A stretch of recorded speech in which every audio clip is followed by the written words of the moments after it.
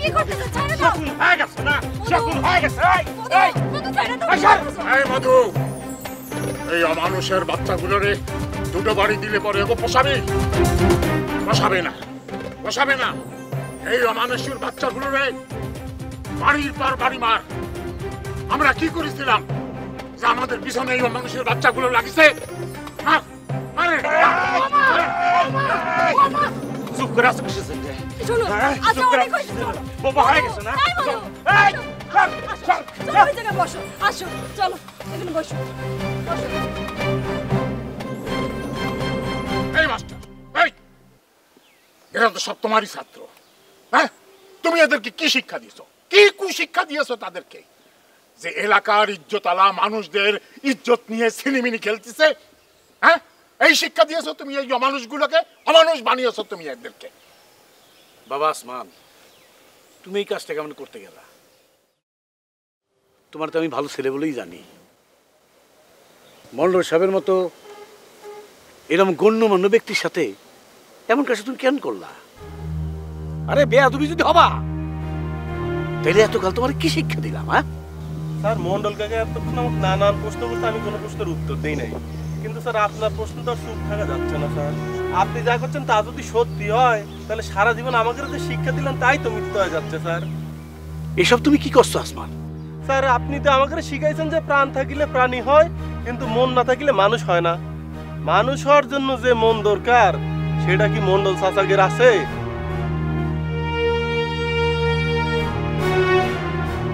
Sir, আমরা তো দিন দিন মনে করি যে ওই যে গণ্যমান্য লোকের যে সংজ্ঞা সেটাই পাল্টা ফেলা দিচ্ছি। কাউকে ভয় পায়, কাউর ভয় যদি সালাম দেওয়া লাগে তাকে আর যাই কওয়া চলে, গণ্যমান্য ব্যক্তি তো স্যার বলা চলে না স্যার। আর আমার ক্ষতির কথা করছেন স্যার? টাকা পয়সা জায়গা জমি দখল করলে পরে কি ক্ষতি হয় স্যার? স্যার, আমার একটা প্রশ্নের উত্তর দেন দিনই।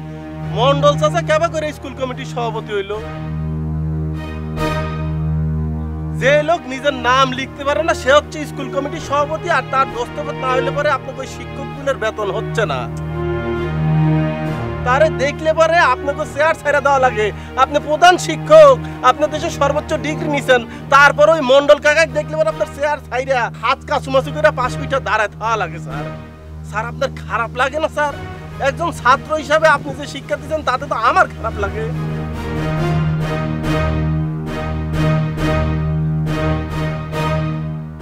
এই সালা, এই চুপ থাক, চুপ থাক। তোর কাছ থেকে আমাকে শিক্ষা নেওয়া লাগবে? হ্যাঁ, তোদের চাইতে কি আমাদের বুদ্ধি কম? আমার তো অন্তত তাই মনে হয়েছে কাকা। কে কাকা, আপনি তো সারা জীবন বুক ফুলায় করতেন যে আপনার বুদ্ধি হচ্ছে শিয়ালের বুদ্ধির মতো, এবং সেটা নিয়ে আপনার কত অহংকার। কিন্তু কাকা, আপনি মনে করে ভুলে গেছেন যে মানুষ সৃষ্টির সেরা জীব, এবং সেটা তার ওই বুদ্ধির জন্যই। এই মানুষের বুদ্ধি বিবেচনার জন্যই তো আজকে চাঁদের দেশে যাচ্ছে। পুরো পৃথিবী হাতের মুঠোয় নিয়ে আসছে মানুষের ওই বুদ্ধির জন্যই। শিয়াল মানুষ হচ্ছে বুদ্ধিমান কেমন করে হয় রে কাকা? আচ্ছা কাকা, আপনি আমার একটা প্রশ্নের উত্তর দেন দি। কাকা, যে আপনি কোনোদিন বাড়ির উপর একটা ফকির ডাইকা নিয়ে খাওয়াইলেন না, সেই আপনি মানুষ ডাইকা নিয়ে, গ্রামবাসী ডাইকা নিয়ে লক্ষ লক্ষ টাকা খরচ করে খিলাইলেন কিসের জন্য? শুধুমাত্র আপনার বাড়ি যাতে ভাগা বাড়ি হয়।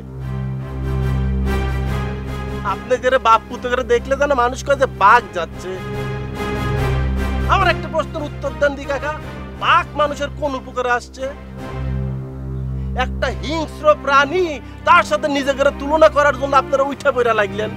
আপনারা যদি ভালোই হন আর আপনারা যদি মানুষের উপকারী করতেন, তাহলে আপনাদের বাড়ির সামনে দিয়ে হাইটে যাওয়ার সময় আপনার বাড়ির উপরে আঙ্গুল তুলে করতে, এটা যদু মন্ডলের বাড়ি, মধু মন্ডলের বাড়ি, এরা ভালো লোক, এটা ভালো মানুষের বাড়ি। তা না করে লক্ষ লক্ষ টাকা খরচ করে বানালেন শুধু নিজে করে হিংস্র বানানোর জন্য, তাই না? বাহ বাহ কাকা। এই সামরা, এই তুই কিন্তু তোর লিমিট ক্রস করতেছিস। তোর জন্য এই গ্রামে আমার সম্মান ধুলোয় মিশে গেছে। তোর জন্য আমার মেয়ের বিয়ে ভেঙে গেছে। তোর জন্য এই গ্রামের মানুষ আমার শিয়েল করে ডাকে। বাহ কাকা বাহ, খুব ভালো লাগলো আপনার কথা শুনে। এখন আপনার মেলা কষ্ট লাগতেছে আপনার মায়ের বিয়ে ভেঙে গেছে। কে রেহানাবুর জন্য আপনার কষ্ট লাগে না? মধু ভাই, আপনার মনে নাই আপনি রেহানাপুর সাথে কি করলেন? মেলা দিন তার হাতে প্রেম কইরা যখন বিয়ের কথা আসলো তখন কেবলমাত্র একটা সাইড সেক্টর গাড়ির জন্য আপনি বিয়েটা ভেঙে দিলেন। রেহানাপু দুঃখে কষ্টে অপমান সহ্য করতে না পাইরা নিজের গলায় ফাঁসি দিল।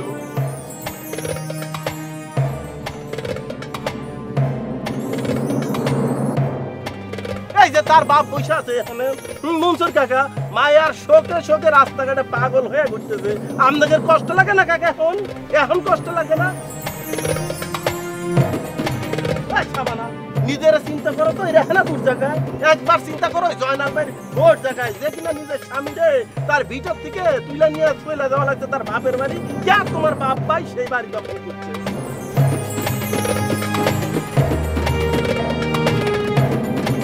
জয়নাল ভাইয়ের কথা চিন্তা করো তো, নিজের বাপের ভিটা বাড়ি ছেড়ে দেওয়া লাগছে তোমার বাপ ভাইয়ের জন্য কোনো অন্যায় ছাড়া। এমন কতজনের কথা কব।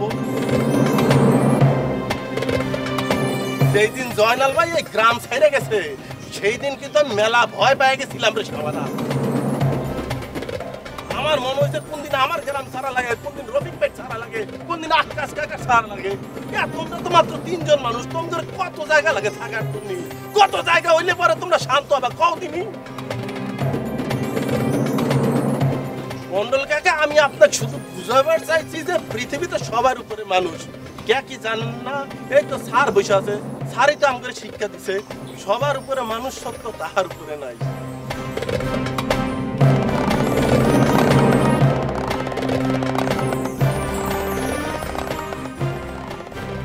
মন্ডল সাহেব, আর একটা রশি নিয়ে আসেন।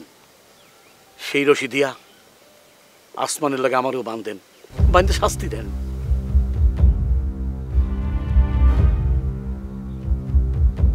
সাহসের অভাবে আপনার কৃতকর্মের কোনো প্রতিবাদ করতে পারি নাই, কিন্তু আমার ছাত্র আসমান প্রতিবাদ করে আমার শিক্ষা দিয়ে দিছে।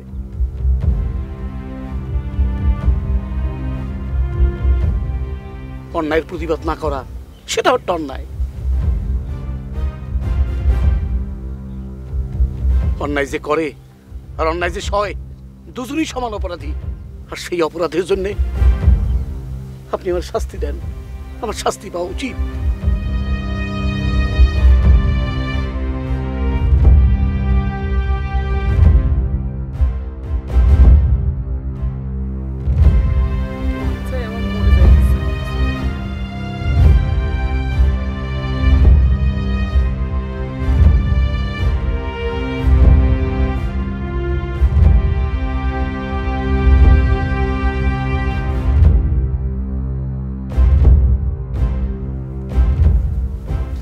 আব্বা, আপনার মেয়ে আজকে আপনার একটা অনুরোধ করবে, রাখবেন? কি অনুরোধ মা? আপনি এই গ্রামবাসী সবার কাছে মাপ চাবেন, 2 হাত জোর করে মাপ চাবেন। আর আপনি আজকে আমারই কথা দেবেন, আর কোনোদিনও একটা পয়সাও কারোর কাছে আপনি মাইরে খাবেন না। আমাকে যা আছে অনেক আছে আব্বা, টাকা পয়সা হচ্ছে সম্মান না, অনেক জরুরি, অনেক দরকার। আমি খুবই লজ্জিত।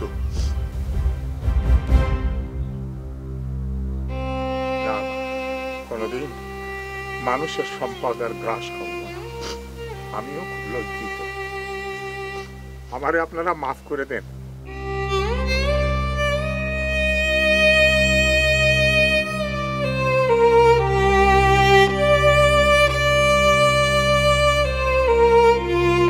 আমি অনেক লজ্জিত। আমি জীবনে আর কোনোদিন মানুষের সম্পদ গ্রাস করব না, অযাচিত ভাবে কারুরটা নেব না। আমারে আপনারা মাফ করে দেন।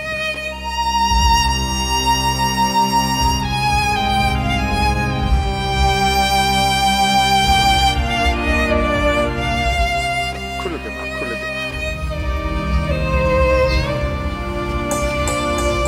ভাইয়া বলো।